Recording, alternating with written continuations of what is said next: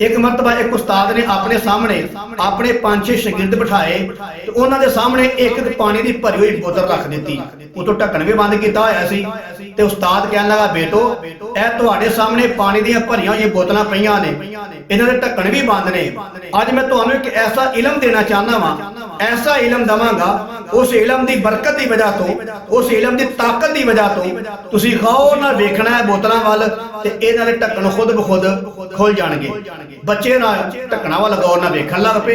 उस्ताद ने इलम दस्सिया, उस्ताद ने आख्या कि मैं 3 गिने ने, 1 2 3 तुसीं बोतलों वाल वेंदे जाओ। ओहड़े लड़के ने बड़े गौर नाल बोतलों वाल वेंदे रहे कि वो उस्ताद एक ऐसा इलम दसन लगा जिस इलम की तपश की वजह तो, कशिश की वजह तो ढक्कन बोतलों के खुद ब खुद खोल जाणगे।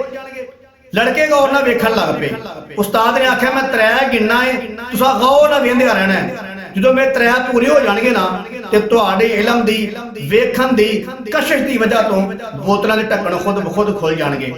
बच्चे वेंदे रहे। उस्ताद ने आख्या 1 2 3। उस्ताद ने 3 गिन छड़े लेकिन ढक्कन ना खुले।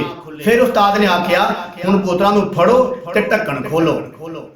बच्चों ने उस्ताद की गल मनी, बोतलों नूं फड़िया, ढक्कन खोले ते ढक्कन खुल गए।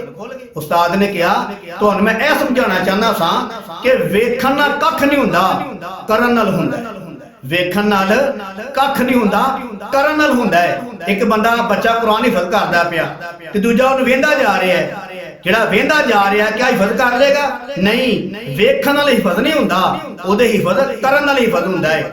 एक बंदा फुटबालां दा काम करदा पिया ते दूजा वेखी जा रहा है। जिहड़ा वेखी जा रहा है क्या उहनूं जांच आएगी? नहीं, वेखण नाल जांच नहीं आएगी, उहनूं करन नाल जांच आएगी। इंज ही एक बंदा पायलट नूं वेंदा पिया, कोई जहाज चलांदा पिया। जिहड़ा बंदा वेखण दिया पायलट नूं, क्या पायलट बन जाएगा? नहीं, वेखण नाल पायलट नहीं बनेगा, वो सिੱਖਣ नाल पायलट बनेगा। इंज ही एक आदमी कपड़े सींदा पिया ते दूजा उहनूं बड़े गौर नाल वेंदा पिया ते जिहड़ा बंदा उहनूं गौर नाल वेंदा पिया, की ख्याल वेखण वाला दर्जी बन जाएगा? वेखण नाल दर्जी नहीं बनेगा, वो काम सिੱਖਣ नाल दर्जी बनेगा। और एक बंदा कंप्यूटर पे चलांदा है ते दूजा बंदा उहनूं गौर नाल वेखी जा रहा है। जिहड़ा बंदा गौर नाल वेखी जा रहा है क्या कंप्यूटर की जांच सीख लेगा? नहीं, वेखण नाल जांच नहीं आउंदी, करन नाल जांच आउंदी है।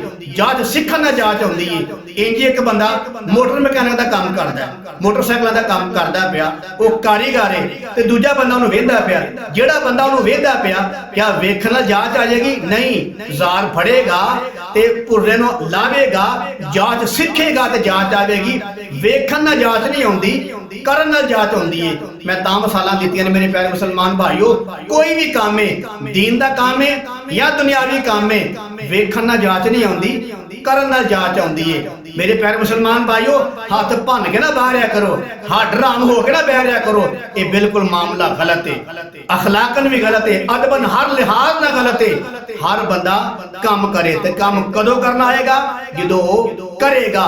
वेखण नाल काम दी जांच नहीं आउंदी, करन नाल काम दी जांच आउंदी है। जदों काम बंदा करदा है फिर जांच आउंदी है, फिर वो पैसा कमांदा है, उसदी जेब गर्म हुंदी है, फिर वो खांदा पींदा है। जिवें सियाणे आंदे ने, करो मजदूरी ते खाओ चूरी। ते मालूम होया वेखण नाल जांच नहीं आउंदी, काम करन नाल जांच आउंदी।